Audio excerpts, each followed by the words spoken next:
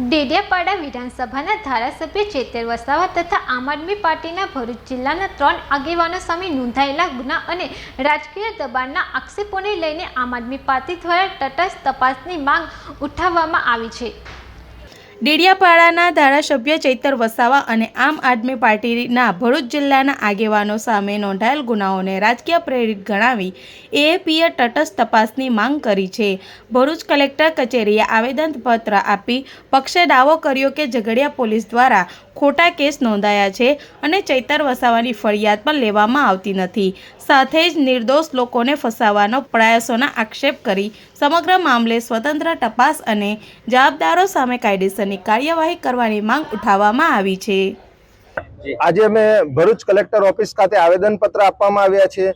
જે metropolitan company Jhagadia જીઆઈડીસીમાં આવી છે ત્યાં અમારા ધારાસભ્ય શ્રી ચૈતરભાઈ વસાવા, ભરૂચ જિલ્લાના પ્રમુખ શ્રી પિયુષભાઈ પટેલ, રજનીભાઈ વસાવા, સર્જનભાઈ વસાવા સહિત 15 લોકો જેટલા પર આ ભરૂચ જિલ્લાની પોલીસે ખોટી એફઆઈઆર કરી છે। ત્યાં ગાડી ભારતીય જનતા પાર્ટીનો રોશન વસાવા નામનો વ્યક્તિ હતો જે બોઇલર જે કંપનીમાં ફાટ્યું, જેમાં લોકો મૃત્યુ પામ્યા છે, ઘણા લોકો દાઝી ગયા હતા।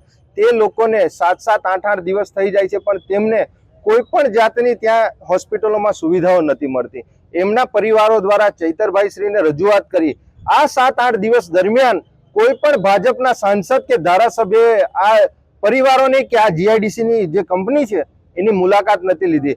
માનવતાની દ્રષ્ટિએ ચૈતરભાઈ ત્યાં ગાડી આવે છે કંપની જોડે વાતચીત કરવા માટે, પણ તેમ છતાં ભાજપ દ્વારા એક ષડયંત્ર ગોઠવવામાં આવ્યું જેમાં રોશન વસાવા, ભરૂચની પોલીસ અને જે જીઆઈડીસી માં જે કંપની છે મેટ્રોપોલિટન એના મેનેજર શ્રીઓ દ્વારા 3 એફઆઈઆર કરવામાં આવી છે જે તદ્દન ખોટી એફઆઈઆર છે।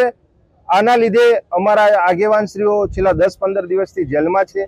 એમને આવનારા દિવસોમાં જો ન્યાય નહીં મળે તો અમે ભરૂચ જિલ્લામાં આના કરતાં પણ મોટો કાર્યક્રમ આપવા જઈ રહ્યા છે।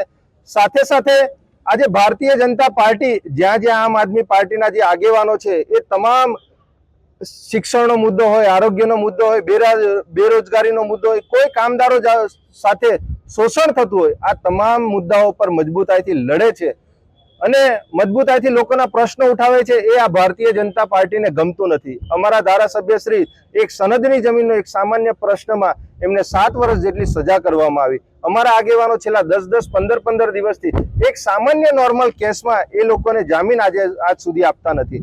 જે રોશન વસાવા છે એને કંપનીમાં જે ગેટની અંદર પરમિશન કોણે આપી?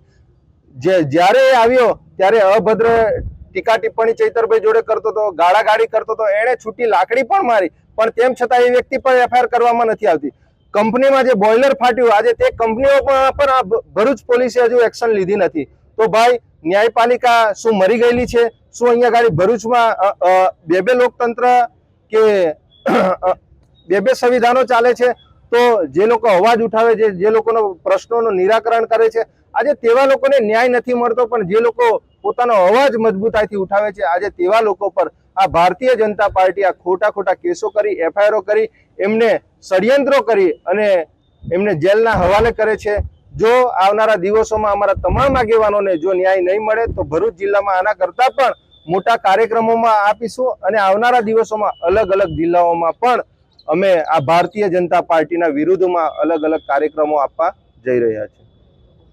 ભરૂચ જિલ્લાની અંદર કલેક્ટર કચેરીએ આવેદનપત્ર આપવામાં આવ્યા છે ત્યારે અમારા જે કાર્યકરો જેલની અંદર ખોટી રીતના પોલીસવાળાએ ફરિયાદ કરી છે ત્યારે હું એટલું જ કહીશ કે ભાઈ નિરંજનભાઈએ યાકુબજીએ જે વાત કરી રોશનની, તો રોશનની જે ઘટના જે છે 32 વર્ષથી સરકારી ગૌચરની જમીન એના પપ્પા ખેડી ખાતા હતા, એના માટે મારા દીકરો સરપંચ હતો તે વખતે મેં આના પાછળ કાગળિયા કરી અને એ જમીન 7 એકર જેટલી ખુલ્લી કરાવેલી। એ ભાજપનો કાર્યકર છે એટલા માટે સરકાર એને બચાવવા માટે આ એક રજનીનું આગળ જીવન ન જાય એ માટે એના માટે ષડયંત્ર રચેલું છે। અને હું ગુજરાતની સરકારને એટલું કહેવા માગું છું કે ભાઈ આ ગામડે બસ સ્ટેન્ડો પર જે ફ્રૂટની લારીઓ હોવી જોઈએ પણ એ ફ્રૂટની લારીઓ નથી, ત્યાં દારૂના અડ્ડા ચાલે છે, ઇંગ્લિશ દારૂના ચાલે છે। મેં વિડીયો પણ આપેલું છે, ઓડિયો પણ આપેલું છે અને પોલીસ સ્ટેશનમાં આની જાહેરાત પણ કરેલી છે, લેખિત પણ લખેલું છે। આજ દિન સુધી પોલીસ એની પાસે કાર્યવાહી કરતી નથી। તો તમે આવા અમારા નિર્દોષ જે આદિવાસીને અવાજ ઉઠાવનાર લોકોને તમે શા માટે જેલમાં લઈ જાવ છે? તમે અમારે શું માહિતી પૂરી પાડવા માંગો છો? તમે આ ચોરની સાથે પૈસા લઈને આ બધા ધંધા કરો છો, ધંધા બંધ કરો. હું પોલીસ ખાતાને પણ કહેવા માંગુ છું કે તમે ફરિયાદ કરો, એ સાચી કરો. પોતે તપાસ કરીને ફરિયાદ થવી જોઈએ. ગુનેગાર જ હોય છે, પણ તમે જે બની બેઠેલા જે ચમચાઓ છે એમના ઇશારે જે કામ કરશે તો હવે પછી અમારી પબ્લિક જે જાગૃત છે એ ચલાવી લેવામાં નહીં આવે. માટે તમે જે પણ કાર્ય કર્યું છે એ સારું કર્યું નથી.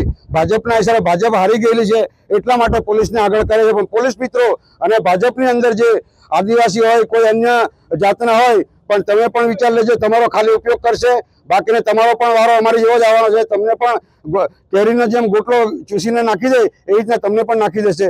એટલી વાર ચેતવું તો ચેતી જજો. આ લડાઈ બહુ લાંબી ચાલવાની છે. આમ આદમી પાર્ટી તમને હવે પછી બહુ મોટો ટક્કર આપવાની છે અને લોકસભા અને વિધાનસભા પણ અમે હાંસલ કરીશું. એટલી વાત કરીને હું જોઉં છું.